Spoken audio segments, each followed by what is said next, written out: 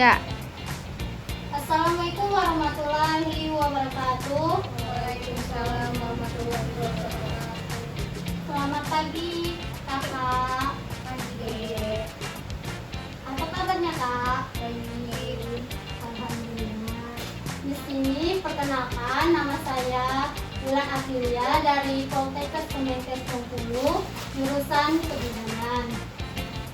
Baik kakak, saya di sini akan melakukan penyuluhan upaya pemberantasan korupsi di Puskesmas Merapi 7 ya kak. Baik, kakak sudah tahu korupsi? Apa itu korupsi? Yang belum kakak dengerin ya. Konsep pengertian korupsi. Korupsi berkait dengan kekuasaan karena dengan kekuasaan itu penguasa dapat menyalahgunakan kekuasaannya untuk kepentingan pribadi, keluarga, dan kolonial. Korupsi selalu bermula dan publik dengan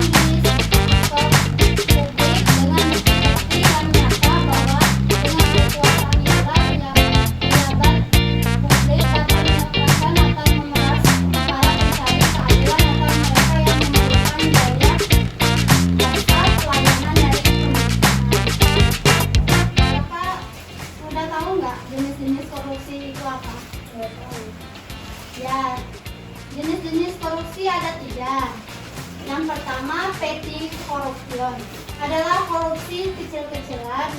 Yang kedua, grand corruption adalah korupsi skala besar dengan kerugian negara yang masif dan merugikan masyarakat luas.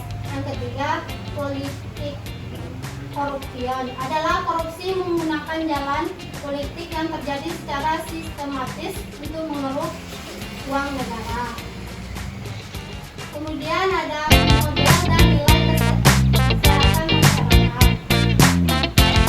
Model dan nilai pendidikan kesehatan masyarakat menunjukkan penting dalam upaya meningkatkan kesejahteraan masyarakat melalui pemahaman dan praktek kesehatan yang lebih baik. Beberapa model pendidikan kesehatan masyarakat yang umum digunakan meliputi: yang pertama, model Life Outcomes, yang kedua model Healthcare Model, yang ketiga model Transfer-Oriental Science of Care, yang keempat model Social, yang kelima model Teknologi Model. Kemudian faktor penyebab korupsi.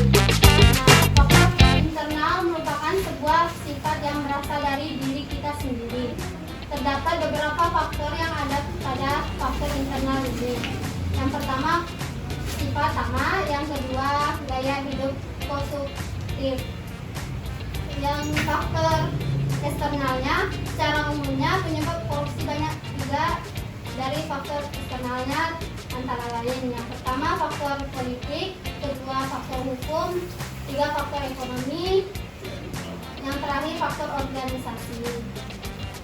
Nah, kakak tahu nggak pengembangan sikap dan nilai korupsi itu apa? Ya, baiklah. Yang pertama, jujur ya.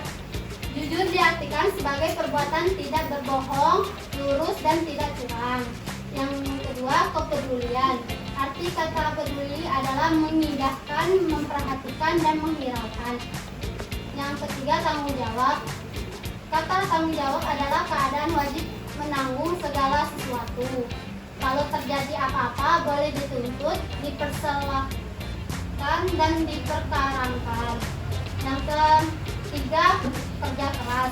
Kerja keras didasari dengan adanya kemauan. Di dalam kemauan terkandung ketekatan, ketekunan, daya tahan, dan daya kerja, pendirian, keberanian, ketabahan, keteguhan, dan pantang mundur. Yang terakhir, kesederhanaan. Gaya hidup merupakan suatu hal yang sangat penting bagi interaksi dengan masyarakat di sekitar.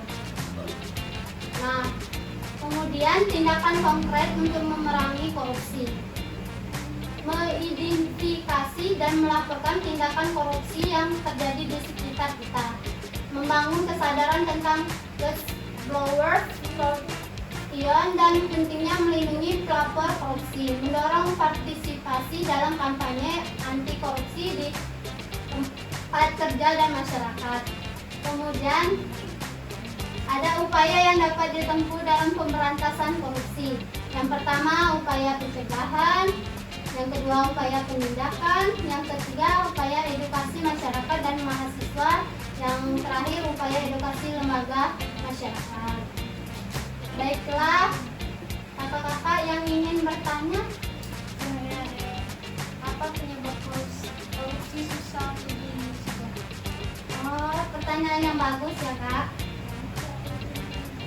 Yang pertama, kurang adanya teladan dari pemimpin. Yang kedua, tidak adanya kultur organisasi yang benar. Yang ketiga, sistem akuntabilitas di instansi pemerintahan kurang memadai. Keempat, manajemen cenderung menutup korupsi di dalam organisasi. Yang kelima, lemahnya pengawasan.